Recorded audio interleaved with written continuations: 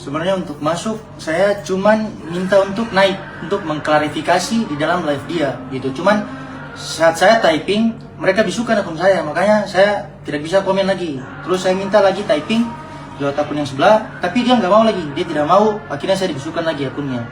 Terus saya live minta pertolongan dari netizen yang masuk ke room saya untuk menaikkan saya di live mereka. Cuman mereka tetap tidak mau menaikkan saya gitu.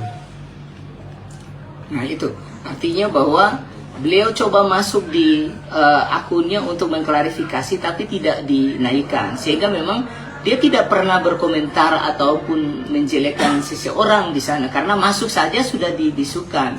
Nah kalau kemudian hal itu kemudian dituduhkan, ini yang kami anggap salah alamat gitu, sehingga jelas laporannya salah alamat begitu. Ada tambahan dari kuasa hukum yang lain? Iya. Tadi mungkin soal kronologis live itu yang pertama kira-kira kapan? Yang pertama, kemudian yang kedua laporan yang dituduhkan kepada si Randi itu soal pelecehan apa? Iya. Pelecehan verbal atau tak? Betul. Nah, kemudian yang ketiga soal kalaupun besok mau dilapor balik, laporannya soal apa?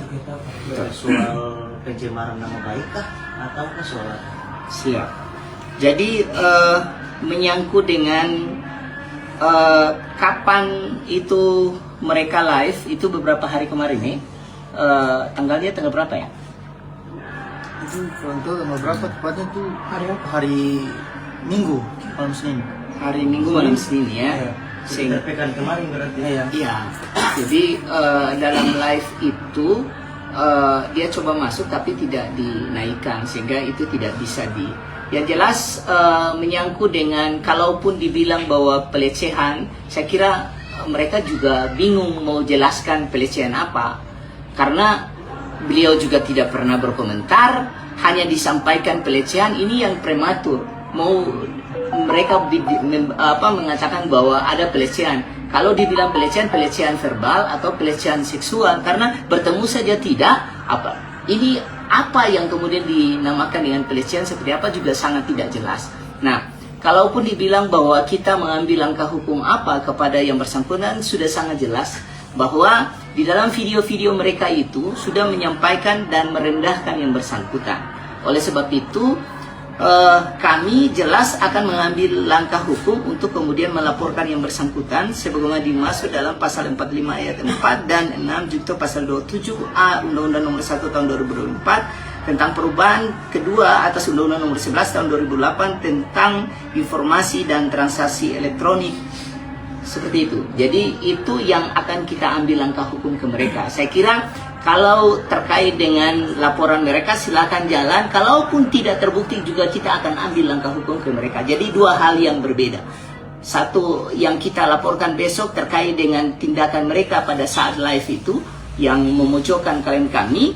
Yang kedua, ketika misalnya mereka tidak dapat membuktikan, maka kita juga akan melaporkan kembali menyangkut dengan laporan yang kemudian tidak terbukti itu. Nah, sehingga dua hal yang berbeda, yang jelas kita akan mengambil langkah hukum tegas kepada yang bersangkutan. Gitu. Ini belum termasuk laporan balik Ya, yang jelas kita akan agendakan untuk kita sudah siapkan laporannya untuk dimasukkan besok.